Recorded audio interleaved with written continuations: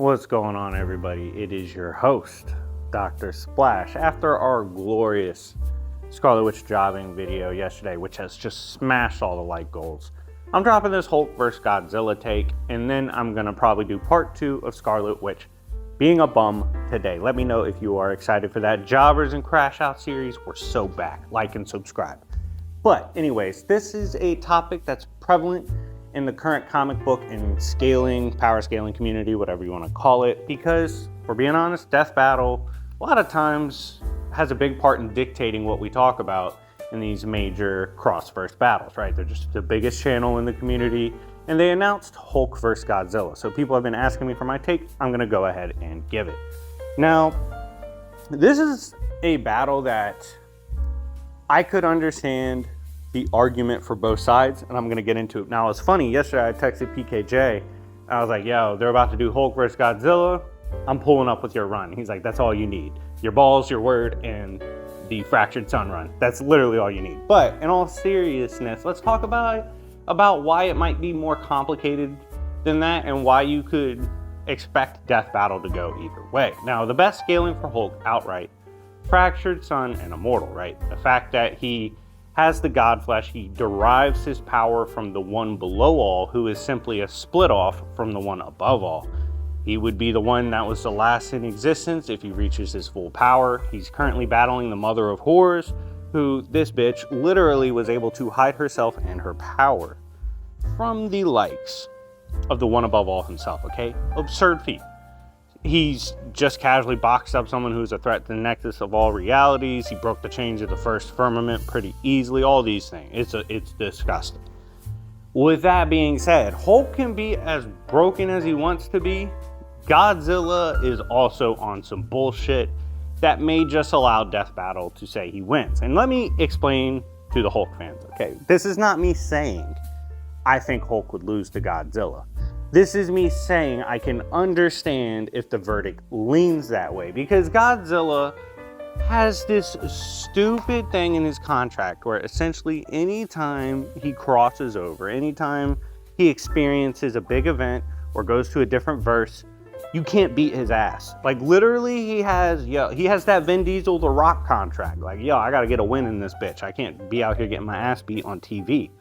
So because of that, whenever you see him cross over, no matter if it was like a Godzilla that's supposed to be like planetary, he'll be out here boxing fucking Immortal Thor, right? Like that is because of the nature of the crossover deals. And Godzilla's so wildly popular that people aren't gonna turn down a crossover. If Godzilla wants a crossover, you cross over.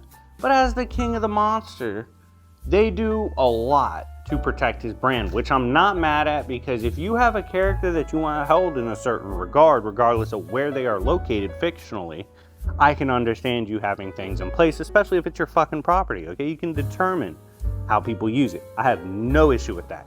He recently crossed over with Marvel, fought Immortal Thor. There's another version of him fighting other Marvel characters. He, at one point, was Beast Incarnate, then got the Necro Sword. He has a lot of fuckery, and this should be composite. So I could imagine they're taking this Godzilla, they're gonna take Godzilla from DC, from his own runs. I'll be fully transparent with you when it comes to Godzilla's own verses and like the things he does within his own world, his own mythos. That stuff's not as impressive as his outside feats, in my opinion. Like there's nothing I've seen from solo Godzilla runs that trumps him boxing with Immortal Thor. Now, granted, Immortal Thor wasn't using Termite or his other narrative weapons. This was obviously a kind of weird take on Immortal Thor. It was probably like right at the beginning of his run, but still, being able to box with characters like that, being openly stated as like the best on Earth, to undertake the Necro Sword or to be King of the Monsters or to become Beast Incarnate, which is the monster that defiles God, and literally that's what powered Punisher at one point. All these statements, all these feats in both Marvel and DC, these boxed with Superman, Shazam, all of them. You composite all that, and you take his narrative of Godzilla's just not supposed to lose, and I can understand why they would lean Godzilla. Now, on the other side, Hulk, I can understand if they say wins, right? Hulk has been getting crazy pushes Now, if they cut off their scaling at like World War Hulk, probably they wouldn't lean. And to be honest with you, I don't know how much I trust for them to do extensive Hulk research into the past anyway and like pull up great feats or whatever. I could see them hopefully having read current Hulk, Immortal Hulk, Devil Hulk, all these different versions, Starship Hulk happen. If they're compositing both, the argument obviously, like the fact that you can scale Hulk to Tobo, the fact that you can scale him above Mother of Horrors, who I described in the beginning of the video, he just boxed a stronger Immortal Thor than the one that we saw Godzilla fought. Like, he literally fought a more advanced Immortal Thor who gets stronger in every issue. So there is that. I think Hulk also, after breaking the chains of the first firmament, taking down Eldest, at least for a bit, like her body couldn't even regen for a while. I think all these things definitely give Hulk a very strong case. And his narrative of being the strongest there is, the king of all monsters in Marvel.